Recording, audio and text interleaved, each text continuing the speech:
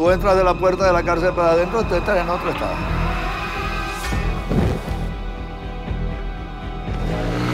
Tiene un rango de virtud y de maldad, o sea. The inmates have overtaken many prisons in Venezuela. They're armed with heavy weapons and grenades. Son los mismos policías que le entregan en contra de la AMPA. Ahora está en manos de la AMPA en contra de la policía. Fulano hizo esto, mátelo. Era la orden que daba yo. Y si no lo hacía, se morían ellos. The prisons are governed by criminal gangs led by a pran, or kingpin, who strictly enforces the thug code by which all prisoners must abide, or they will be shot in various body parts. It's too dangerous for Venezuelan troops to enter, so they patrol the perimeter and train their rifles on any inmate who tries to leave. Los guardias nunca pasan para adentro. Nosotros entramos, pero además hasta son leyes allá. Si uno quiere respetar el espacio, bueno. The prisoners have formed functional, independent societies with open-air bazaars offering everything from Coca-Cola to cocaine. Several days a week, they welcome their girlfriends, wives, children, and extended families for visits, birthday parties, and even festivals.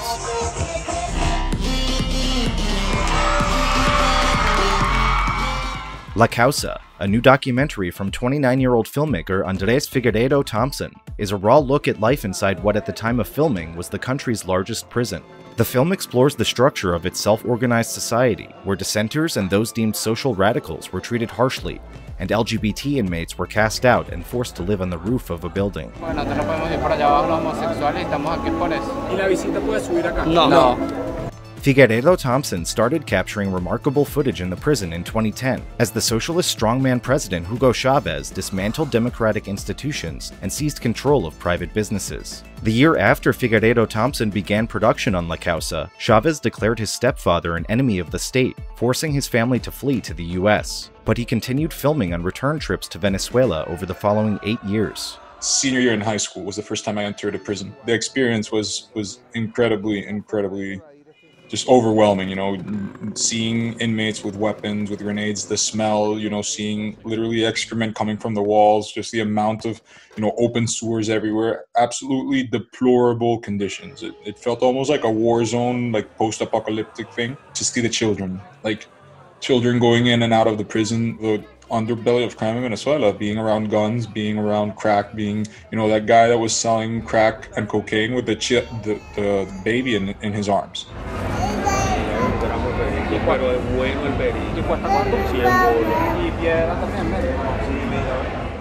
You filmed this over the course of 8 years. How did you start going into prisons in Venezuela when you were a senior in high school?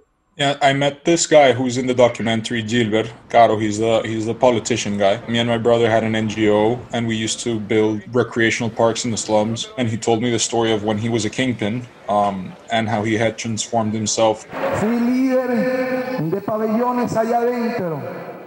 was 17, and I told him, man, I want to do a documentary about this. I even had to make a fake ID to be able to get into the prison. How did you sort of ingratiate yourself in this community that they were willing to let you film them? They always knew what was going on, and they were okay with it, because I think there's also that element of pride, in some sense, of being in that world, or of wanting to show their life. Él es el fotógrafo que va a grabar todo.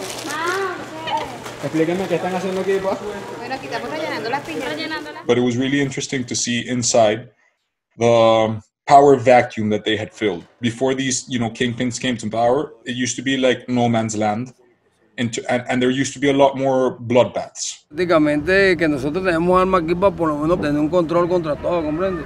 Aquí nosotros no nos podemos defender si no tenemos armas, ¿no? El AMPA tiene un tribunal. Si medita matarlo, y si no meterle un barriguero, y si no un patero. With kingpins, there was more selected violence. It was more like Hammurabi Code type of an eye for an eye type of thing. But you could leave your cell phone in the prison, and if your cell phone got lost, somebody was gonna be responsible. And it was really hard for you. Like, I would leave, you know, my wallet or my things just in the music studio that we built, and nothing would disappear in a place where it's surrounded by thieves. So there was this type of military dictatorship code, which was really weird. That I'm not saying that I support it, but it was a type of system that created some type of order from the previous chaos. Yo vendo películas, vendo cigarrillos para sobrevivir. Mira, yo estoy tranquilo aquí, ningún otro compañero va a venir a quitarme esto por la fuerza. Que antes, por lo menos, si tú tenías una cadena de oro, yo iba a quitarte esa cadena. The Plan, or Kingpin, presides over a multi-tiered security apparatus that oversees an army of watchmen who roam the prison grounds and ensure inmates obey strict social codes that regulate where they can go, how they can act, and what they can say. There are certain codes that you can't break, like you can't use the word for milk because it can also be misinterpreted, and so you have to know all of these things that, you know, if you say them, then you're gonna lose positions in your ranking. Coming new to prison, at first you're most likely gonna be sent to the church, and in church they're gonna ask you who you are, why are you here, what are you doing, do you know anybody in here? When prisoners first arrive, they're judged by the prison government and sorted into one of three distinct social castes: the thugs, the evangelicals, or the renegades. Almost like going into college, like if you get into a frat or not get into a frat depends on who you know, how cool you are, what you've done, type of thing. Like, it's interesting to see that society has its ways to self-organize at, you know, these different levels, but it's essentially the same thing. You know, the thug is the people who are the freest inside the prison. The thugs can, you know, not wear a shirt, they can walk wherever they want to, they can smoke, you know, weed or do drugs in the prison. The evangelicals, if they're walking about, they have to have a Bible in their hands and they have to wear a tie, and they're also in charge of cleaning the prison, or they're also in charge of cooking. The renegades, the ones who are worst off, these are like the prisoners within prison, and it's either because you committed a very, very horrible crime, you're a homosexual, like a known homosexual, or you belong to a gang that was an enemy of the Kingpin's gang. In addition to preaching the word of God, the evangelicals are responsible for cleaning the raw sewage and refuse that cover the grounds. They live in the church, which acts as both a place of worship and a prison within the prison. Those who violate the thug code or owe a debt can also be sent to the church. Como quien dice, salirte del mundo y vivir en una iglesia un tiempo.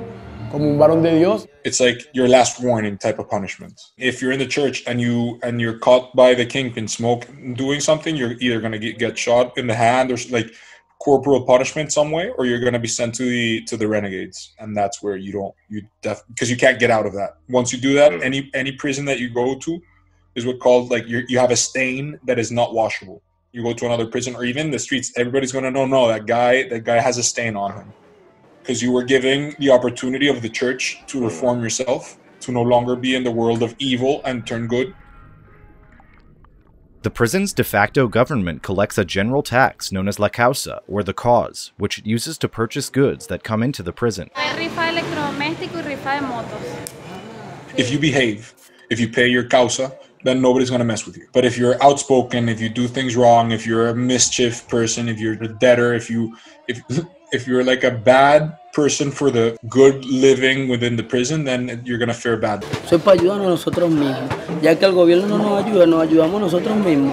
The Venezuelan bolivar has been destroyed by hyperinflation, but inside, prisoners have created a market system in which they've established their own ad hoc currencies, bartered goods and services, and used systems of credit. The currency that was circulating outside was no longer valid inside the prison. There was a toilet paper shortage at some point in the country, and you could still, or harina pan, which is the main product that we used to make arepas, there were shortages outside, and inside the prison you could still find them. People would go inside the prison to shop.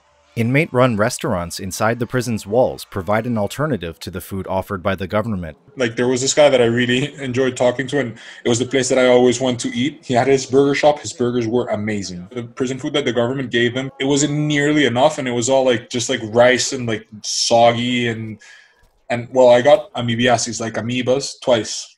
It was the worst experience of my life. And the food is the least of the problems created by the government for most inmates. I saw a skeleton and it was moving, and I was like, I had to do a double. I didn't know if it was fear or whatever. And then I looked closer and I saw it was a man who was literally dying. He was only bone and some skin like hanging on his, and he had tuberculosis for 9 months. He was an indigenous of the Wayu community who are this. It's like a native community that lives near Colombia.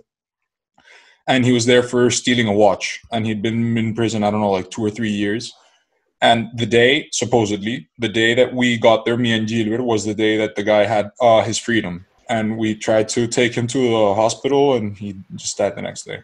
Figueiredo Thompson says that only about 20% of prisoners have been formally sentenced for a crime.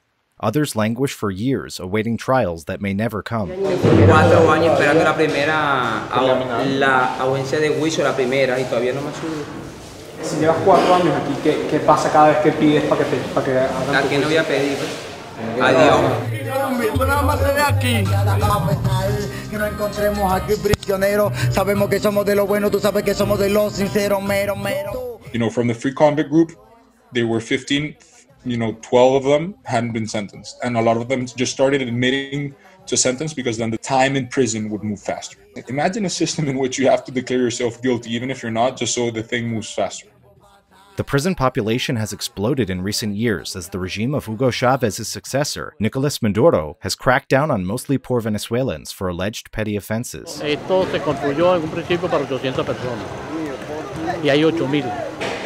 There was no economic opportunity. A lot of them are kids, like an 18-year-old guy who's part of the documentary. He doesn't tell the story that much, but it's the guy with the afro, Freedom. He was thrown in because he stole a cell phone, and he spent 3 years in the prison in the same space near that, being overruled by guys who had killed 15 people.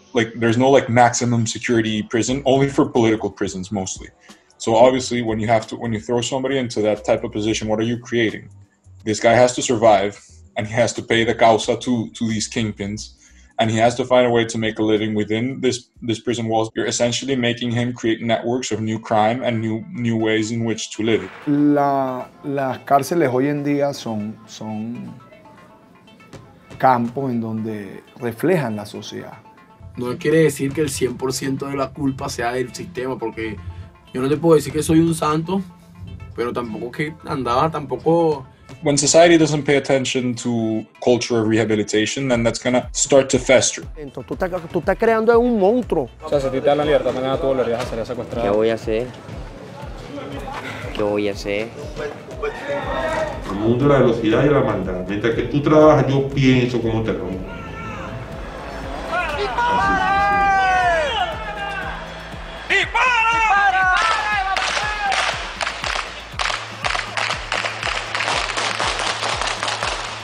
The film builds to a dramatic finish as the military embarks on a campaign to retake several inmate-run prisons, setting up a showdown in 2016 at the prison where Figueiredo Thompson shot most of his footage. Little by little, a lot of these prisons have been taken control of. No sé, en estos días, personal jurídico no trabaja, pero me bomba el tiempo porque no quiero estar aquí cuando explote, porque pienso que va a ser muy feo. The campaign presents the socialist government with both practical and moral dilemmas, since overtaking heavily armed inmates requires mass bloodshed and inevitably kills scores of the wrongfully incarcerated. Figueiredo Thompson says officials can't reconcile these actions with their foundational ideology, which preaches compassion and the creation of a new man whose main virtues are selflessness and a commitment to justice. What they call their version of revolutionary socialism. How are you going to execute inmates if you're supposed to believe in the new man? El hombre nuevo, their philosophy. This is their philosophy. The Che Guevara bring in the new man and to reform, to and use the prisons as a way to re-educate and etc. etc. How do you get to that point?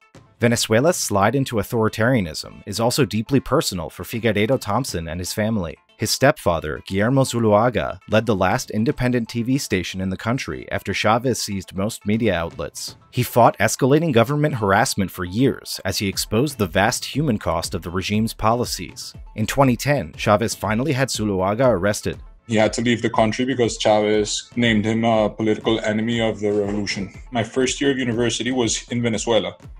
And that was the year, or right before that was the year that my stepfather had to leave, my family had to leave, and I was left there alone with my younger brother, Juan. It's really strange to see when a man that you've seen your entire life be, a completely moral man, be thrown out of his country for speaking the truth. Because if you didn't question your beliefs, if you're dogmatic about your beliefs, then there's no room for you to admit error. And I think that's a lot of what's happening in Venezuela, is that there's no admittance of error, and they've gone so far down a path that it's very hard to come back from when you become too radicalized in your ideological position. And I think, that's something that I've been able to witness and to see firsthand, and it's very saddening. Venezuela no era un país violento.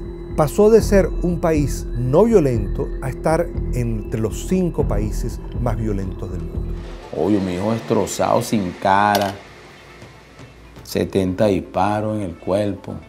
La Causa shines a light on the decline of Venezuelan society and the human rights abuses perpetrated under Chávez and Maduro, as their socialist revolution backpedals further from its promise to empower the downtrodden and celebrate the idea of the new man. La urbe, con su deterioro, con sus cloacas, con su hedor, con sus prisiones internas en los barrios. Esa es una cárcel. But Figueiredo Thompson's film also features poignant stories of individuals who have overcome the odds to find redemption, whether or not they ultimately find justice. Uno que ha venido a echar broma, uno que ha venido de bueno, pagó un poco de años, está en la delincuencia, hacer y deshacer. Ahora te toca enterrar tuyo en esta situación. Y no solamente eso, después que lo entierro, cuando llego al barrio, me mandan a buscar los muchachos que lo mataron. Los hombres llorando, pidiéndome perdón. El mismo momento que los vi, los perdoné. To be able to get to this level of access to empathy and to understanding, that was my experience. You know, a lot of people are too afraid to go into the belly of the beast, and I think if you draw them a picture, starting to see things generate empathy, and I think that's the power of film.